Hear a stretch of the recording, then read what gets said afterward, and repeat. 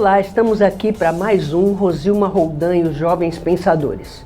E, mais uma vez, o programa tem a honra de trazer aqui o professor Dr. Marcelo Lamy, que vai falar com a gente. Aliás, estamos fazendo programas desde o início de janeiro e nós que trabalhamos com direito da saúde entendemos que é muito importante trazer informações de qualidade, informações válidas para a população que é sempre tão alijada das informações de qualidade, porque infelizmente nós vemos muito as manchetes sensacionalistas e que muitas vezes quando você vai ver a matéria não tem nada a ver com a manchete. E aqui nós trazemos realmente as informações pesquisadas, as informações de estudiosos, de pessoas que são marco nas suas profissões, para trazer para a gente o que realmente está acontecendo. E hoje nós trouxemos um assunto que tem sido muito debatido na mídia. As pessoas aí estão desesperadas, carregando bandeiras aí, desesperadas, porque o rol da ANS é taxativo ou explicativo? Como é que é isso? Mudou? Então nós trouxemos uma pessoa que entende muito disso para compartilhar o seu conhecimento conosco. Boa tarde, querido professor. Antes de você responder essa perguntona aí, eu quero que você fale do curso, que só tem mais uma aula. A última vez que ele esteve aqui foi para divulgar o curso e eu fiz o curso Precedentes Judiciais, um curso maravilhoso, e ele vai falar aí rapidinho do que ele achou do curso, a experiência. Eu amei, né? Nós fizemos um teste muito interessante, né? Foi uma turma que nós fizemos com um modelo, uma parte gravada, uma parte online, remota. Foi muito textos, diferente esse curso, assim, eu achei. Com várias metodologias, adaptando-nos aos tempos, né? Os tempos modernos. Então, uma parte síncrona, uma parte assíncrona, com exercícios. Bem híbrido, né? Então, bem um sistema híbrido. Mas foi muito, assim, me parece, né, acompanhando aos alunos, me pareceu muito eficaz o curso. Estamos no terminando, né? Temos mais uma aula ainda para terminar o curso, mas nós conseguimos enfrentar bem os temas, né, de discutir como que o nosso sistema jurídico foi projetado para ser alterado. Assim, nosso sistema jurídico ele é amparado nas normas jurídicas, a lei diz o que é devido. Mas nós incorporamos no sistema a ideia de que o judiciário pode dizer também o devido. E essas decisões judiciais pontuais, elas podem ser utilizadas para a tomada de decisão em novos casos. Então, isso é uma grande revolução que se deu em nosso sistema jurídico, saiu de uma matriz para uma nova matriz, ou seja, nós nos inspiramos no sistema inglês, norte-americano, e incorporamos isso no nosso direito brasileiro. Acontece que tanto a normativa é muito ampla, quanto a prática ainda é muito incipiente. Então, diante de uma normativa ainda não tão detalhada sobre como utilizar-se dos precedentes e de uma inabilidade de todos os operadores do direito, seja dos advogados, dos juízes, dos procuradores, promotores, era preciso sentar um pouco, né, com calma, fazer reflexões sobre o sistema de precedentes e estabelecer as balizas mais seguras. Como nós devemos usar os precedentes? Quais são os requisitos técnicos para que nós façamos um melhor direito? Na verdade, um direito melhor para toda a sociedade. E vamos dizer, mais atual, porque às vezes a lei, para mudar a lei, o procedimento é tão demorado que não atinge as necessidades das pessoas. E através dos precedentes é possível você atender com mais celeridade. Tem essa dimensão e tem uma outra dimensão que a lei jamais vai acolher. Porque nos casos judiciais, nas demandas impetradas em juízo, nós estudamos situações muito concretas. A lei dá a regra para todos os casos. Mas e aquele caso peculiar, e aquele caso singular, com essas características, com essas circunstâncias? Isso é o judiciário que tem que realmente dar a resposta. Mas, às vezes, esta resposta dada para um caso singular, ela pode ser generalizada e ser utilizada em casos seguintes semelhantes. Essa aqui é a lógica dos precedentes. Mas estamos encerrando o processo aí dessa turma diferenciada, uma turma numa metodologia nova, e eu fico muito entusiasmado com a metodologia. A gente sempre resiste, né? Fala assim, vamos, curso EAD, o presencial, a gente, muitos anos, né? 30 anos dando aula em cursos presenciais, a gente fica viciado e não consegue enxergar o outro mundo, né? Como se o mundo não pudesse ser diferente. O aprendizado com essas metodologias modernas mostra que realmente esses cursos podem ser muito efetivos, muito eficazes e atingir muito mais gente, até um papel social maior. Em todos os lugares. Agora, claro que o cliente, né, o paciente ou o aluno, ele tem que ter a disciplina. Porque se não tiver disciplina, então achei muito bacana, porque tinha que ler textos, tinha que assistir vídeos antes. Então, interessante, porque são vídeos pequenos que te atiçam a curiosidade. Você, vou assistir essa aula. Você aí é testemunha, Rosima, porque você foi uma das cobaias, vamos chamar assim. Então, eu achei muito interessante, porque motiva, né? E eu sou movida à curiosidade, então achei muito interessante. Mas é assim, você tem que ter disciplina, você tem que querer. Porque se o aluno que está acostumado a ir para a sala de aula, ele vai reguada na cabeça porque não está prestando atenção, para esse aluno não serve. Não dá certo. Não é? Esses cursos com metodologias mais novas, eles estão embebidos daquela lógica pedagógica da metodologia ativa. Sim. Assim, o aluno passivo, ele tem que se reeducar, ele tem que se tornar um aluno ativo, tem que se reinventar, tem que entrar nessa nova dinâmica, como se fala da sala de aula invertida, da pedagogia ativa, quer dizer, é necessário embeber-se disso, porque senão de fato não dá certo. Agora tem muitos cursos maravilhosos nessas tecnologias, inclusive muitos gratuitos pelo mundo. Sim, então verdade. É importante que a gente se prepare para isso, porque assim nós vamos beber de uma fonte mais rica, que está à nossa disposição. E eu assim, entendo assim com mais maturidade, porque aquele aluno que vem lá desde pequenininho, lá levando reguada na cabeça, reguada que hoje não se usa, já se usou, mas é uma reguada psicológica e que só funciona na base da pressão, né? Ele tem que se reinventar e quando ele chega numa pós-graduação, num curso de extensão, até numa graduação, para você aplicar isso nele, ele tem que estar maduro, ele tem que ser adulto no sentido psicológico. Eu quero e eu vou fazer. E eu vou ser partícipe e não, como você falou, passivo, né? Esperando receber o que vem e cobra do professor. Professor, o senhor não deu matéria hoje. Porque tem aluno que quando você propõe o debate diz que o professor hoje está com preguiça de dar aula, não quis, mandou todo mundo debater. Quando não sabe que o debate é justamente a conclusão brilhante de uma série de reflexões que, aliás, você propõe na última aula. Né? Exatamente. Para as pessoas trazerem. Mas sabe, eu quero fazer um comentário, Rosima, porque eu acho que é relevante. Os professores, e aí eu me dirijo aos professores, não só aos alunos, né? Os professores têm que deixar aquele discurso, né? Porque eu conheço muitos professores que têm o discurso, porque o aluno está com má vontade, porque o aluno não se dedica, eu faço o meu papel, mas o aluno não se envolve. Assim, este é um dos papéis do professor. O professor tem que entusiasmar o aluno, tem que fazer que, se ele é aluno, alguma vontade ele tem. Cabe ao professor demonstrar que aquilo é importante, que aquilo é relevante, que aquilo vai mudar a vida dele, que aquilo vale a pena, que é gostoso estudar.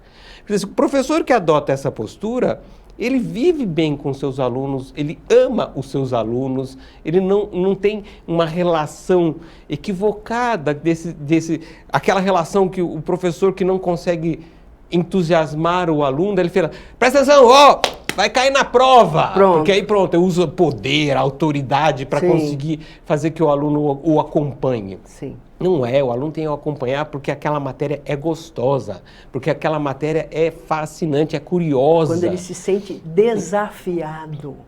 A gente tem que desafiar o aluno e dizer como é que é, o que você responde para isso. Como se ele fosse um professor. Né? Porque você, por exemplo, você se sente desafiado, vai lá, monta um curso, reflete, joga pra gente e a gente está ali também te acompanhando. Mas se você faz tudo pelo aluno, você entrega tudo pronto, o que sobra para ele fazer? vai fazer malcriação Não e dizer, pode, não pode. quero, tem que fazer pensar junto. Não gosto, exatamente. Pensar junto, esse é o E desafio. aí, esse curso maravilhoso, infelizmente, está terminando, né? Vai terminar exatamente no último dia de aula do semestre letivo, né? E vai ser uma conversa de todo mundo, né? Que eu achei genial, isso é necessário. E agora vamos entrar no tema do programa. Muito se discutiu sobre a história do rol, do ANS, se era taxativo, se era exemplificativo, aí foi votado, a Câmara aprovou, aí deu uma briga danada, o pessoal está revoltadíssimo, aí foi para o Senado. O que mudou, professor? Então, o que aconteceu foi o seguinte, havia uma divergência. Duas câmaras dentro do STJ pensavam de uma maneira diversa. Por muitos anos se pensou o seguinte: se um procedimento, uma terapia concreta, um determinado medicamento, algum procedimento, mas principalmente procedimentos terapêuticos, estão numa lista, né, que a gente chama de rol, na lista da ANS, os planos são obrigados a dar a cobertura, a custear, a fornecer diretamente ou custear indiretamente aquelas terapias. Se não estivesse no plano, no rol, na lista, não estivesse na lista, o plano, por muito tempo, se eximiu da responsabilidade de custear, de cobrir o custear, alegando exatamente isso. Olha, não está no rol da ANS, portanto, eu não sou obrigado a dar a cobertura. A jurisprudência sempre corrigiu essa postura dos planos de saúde. Por anos a fio, corrigiu essa postura. A pessoa não conseguia,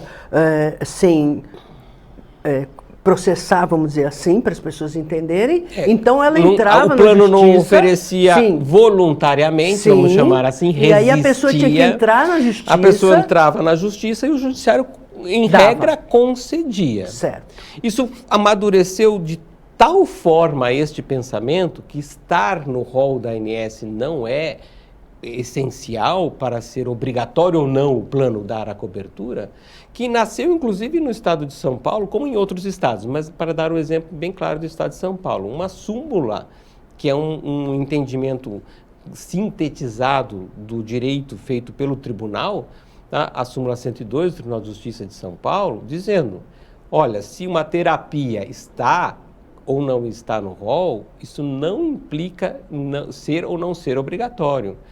É obrigatório aquela terapia que é necessária na recomendação médica.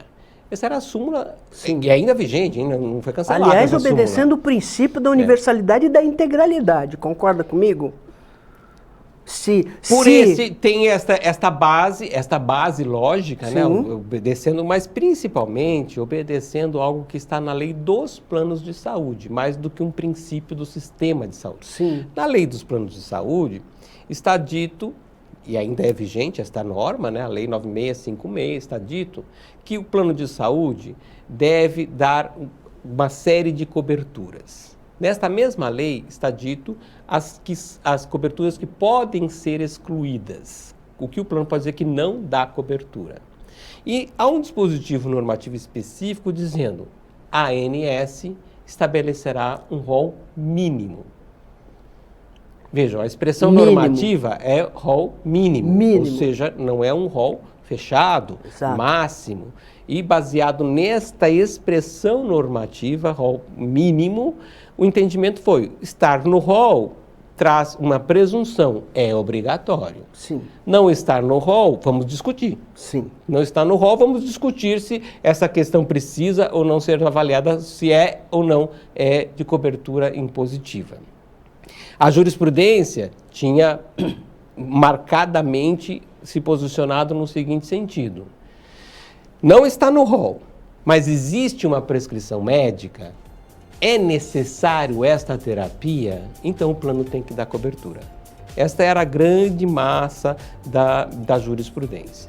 Nós vamos fazer um rápido intervalo, rapidinho, não saia daí, que no segundo bloco o professor Dr. Marcelo Lamy vai explicar. E o que mudou?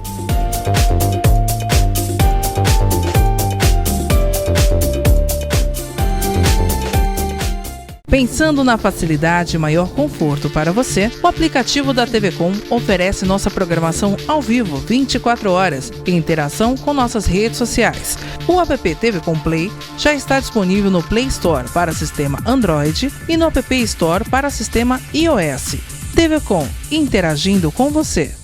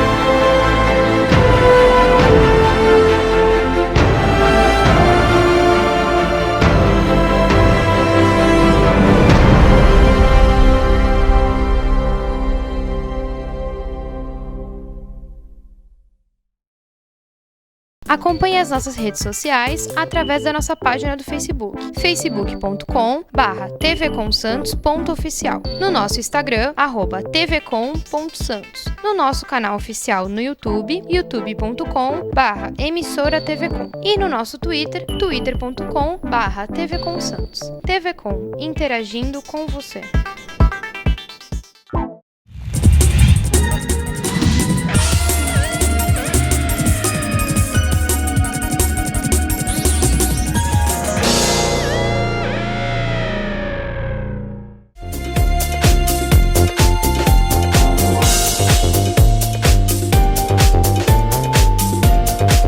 Voltamos e agora o professor Marcelo Lamy vai nos dar essa resposta que não quer calar, porque muito tem se dito, mas pouco se sabe. O que mudou, professor?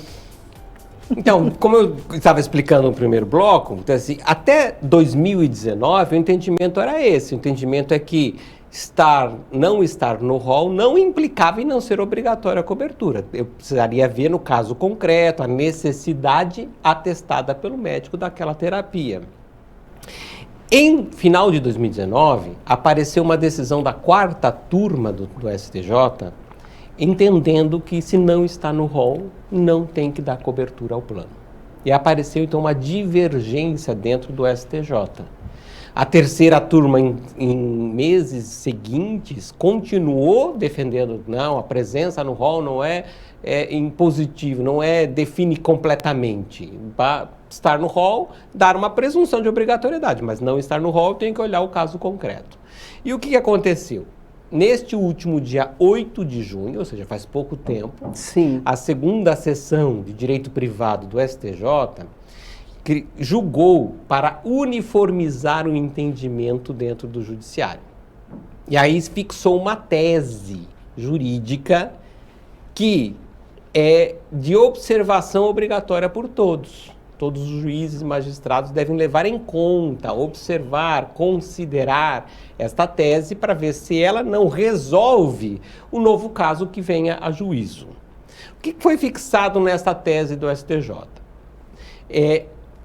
Deu-se o rótulo de que o rol de procedimentos e eventos de saúde da ANS é taxativo. Então, regra geral, quando a gente lê a tese, está no rol, é obrigatório o plano dar cobertura. Não está no rol, não é obrigatório. É o que desvela essa E aí os planos primeira regra. passam a cobrir só o que está ali. Por isso que é chamado taxativo. Só que qual é o problema? Mas... E isso foi muito divulgado e tem saído muito nas mídias. Sim. Agora o rol é taxativo. Agora o plano não é obrigado a dar cobertura do que não estiver no rol. Em parte, isto é verdade. Isso é o grande perigo, né? Para todos os ouvintes, assim, quando a gente conta meia verdade, às vezes é mais perigosa do que uma mentira. Exatamente. Porque Confunde. é verdade isso que está sendo falado? É. Só que esta é a primeira parte da regra.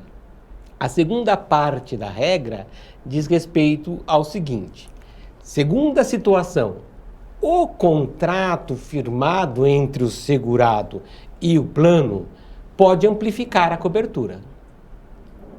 Mas isso, logicamente, vai implicar, se o contrato de um usuário concreto, né, do plano, tiver uma cláusula dessa, com certeza vai pagar mais por isso, né? Vai ser mais custoso este plano. Sim. Segunda situação, há exceções. E estas exceções que são as importantes. Se demonstrar-se no caso concreto, primeiro, que a terapia presente no rol não resolveu o problema de saúde, foi ineficaz. A terapia que então o plano é obrigado a dar, que é aquela que está no rol, mínima, foi ineficaz. Que a terapia recomendada pelo médico, agora fora do rol, é eficaz. Tem estudos científicos, tem manifestações de conselhos de classe, tem situações concretas. Sim, tem o que a gente chama de evidências. Evidências que mostram a eficácia. E terceira condição, que a própria ANS não tenha negado a inserção no rol. Porque às vezes ela simplesmente ainda não julgou a questão, a questão ainda não foi colocada em pauta na ANS. Então, ela não negou a inserção no rol. Para ela negar a inserção no rol, a verdade, ela tem que mostrar que a terapia que já está, já resolve. Sim, ela tem que fundamentar, não basta negar. Não é necessária. Então, o que acontece? Se um paciente concreto que tenha um plano de saúde obtiver a resposta do seu plano de saúde de que não dou cobertura porque está no rol, ligue o alerta. E observe a regra completa criada pelo STJ. Sim, ele é obrigado ao que está no rol, mas ele também é obrigado, o plano de saúde, a dar cobertura ao que não está no rol, se é necessária a terapia, porque a tradicional não está dando certo. E se eu tenho prova de que essa eficácia está presente. Portanto, em verdade, nós temos uma regra muito fortemente desenhada pelo STJ para assegurar a cobertura. O que está sendo noticiado é a primeira parte da regra. Daí você fica noticiando só a primeira parte da regra, dá a impressão que o STJ deu vamos dizer assim, uma facada nas costas do consumidor dos planos de saúde. Quer dizer que agora é só aquilo e acabou. E, em verdade, o STJ criou uma regra muito forte de assegurar a cobertura. Essa inversão midiática que é o perigo. Sim, sim. E é de se observar o seguinte, 2 casos foram julgados como chamados de representativos. Eu julgo esses casos, crio a tese e vale para todos os outros casos. Nos 2 casos, um era uma questão de tratamento de esquizofrenia, em que estava se solicitando uma terapia fora do rol. E o outro era um tratamento de uma pessoa com transtorno de espectro autista, que precisava de um tratamento multidisciplinar pelo método ABA, e que também não estava no rol. Quando iniciou a ação não estava no rol. Agora já está, na verdade, mas quando iniciou não estava no rol. Nos 2 casos, os casos que deram a base para a tese do STJ, o STJ mandou da cobertura. Então, os precedentes, eles explicam a tese jurídica. O que o STJ criou e de fortemente, uma regra forte que os usuários têm que ter conhecimento, são as hipóteses de cobertura obrigatória, mesmo não estando no rol. Parece que a mídia propositalmente, a mídia não, eu diria assim, os meios de comunicação, né, porque eu não diria que a mídia está fazendo isso. às vezes é plantada a notícia pelos próprios planos, pelos porque próprios agora não é interessados. só a mídia oficial, a gente recebe informação por 1000 meios, né? Então, eu entendo assim, e que há também algum interesse de alguns meios de deturpar mesmo. E até mal entendido, pode ser que eles não tenham realmente entendido. Eu gostaria de dar um exemplo muito presente, de uma situação muito presente que nós estamos vivenciando em nosso país e ainda não foi enfrentada. Vão chegar esses casos ao judiciário, vão chegar. Os tratamentos para transtornos de depressão e transtorno de ansiedade, eles avançaram muito. E boa parte dos tratamentos ainda não foram inseridos no rol do ANS. E há um tratamento nem deu tempo. Bem moderno, fascinante, que é o de estimulação magnética transcraniana, EMT que se chama. O EMT é um impulso magnético que você coloca em regiões do cérebro. Você faz sessões de pulsos magnéticos que você não toma remédio antidepressivo, anti-ansiedade, e você tem uma eficácia excepcional. Vejam, olha que curioso, em 2012, faz 10 anos, o Conselho Federal de Medicina reconheceu que a estimulação magnética transcraniana é um método eficaz para transtornos depressivos. Para dar um exemplo, na cidade de Santos, há 2 médicos psiquiatras que têm esse aparelho. Por quê? Porque há uma indústria que resiste à terapia eficaz. Porque há uma indústria que quer vender o antidepressivo. E é uma indústria que quer o cliente, que é o paciente, dependente disso. Porque os remédios de depressão, de ansiedade, eles são criam dependências e têm muitos efeitos colaterais. Exatamente. Curioso, essa estimulação magnética transcraniana não tem efeitos colaterais. E ela tem uma eficácia comprovada. Até hoje, apesar do Conselho Federal de Medicina ter aprovado, a ANS não avaliou isto, se deve entrar no rol. Então, a pessoa que precisa dessa terapia, ela deve dar passos atrás, porque agora o STJ disse que o rol é taxativo. Não, tem prova da eficácia, se o médico recomenda essa terapia, tem que brigar na justiça. Se encaixa exatamente nessa situação que você acabou de contar pra gente. Professor, nós temos compromisso agora praticamente mensal, porque nós vamos aqui discutir várias situações no direito da saúde e que precisam que a gente traga esse esclarecimento. Então, temos 15 segundos para suas despedidas e mês que vem você está aqui com um tema novo. Eu agradeço, Rosimo, diria a todos os ouvintes, o direito se conquista com luta. Rudolf von Ehring nos ensinou isso anos atrás. Ou seja, se você tem no coração algo que o desperta, dizer, eu tenho direito a isso, vá buscar esse direito por alguém que conhece a fundo o tema do direito da saúde ou outro qualquer direito. Não desista, não ceda ao que se noticia simplesmente de quem tem ou não tem direito. Vai muito atrás, obrigado. Perfeito.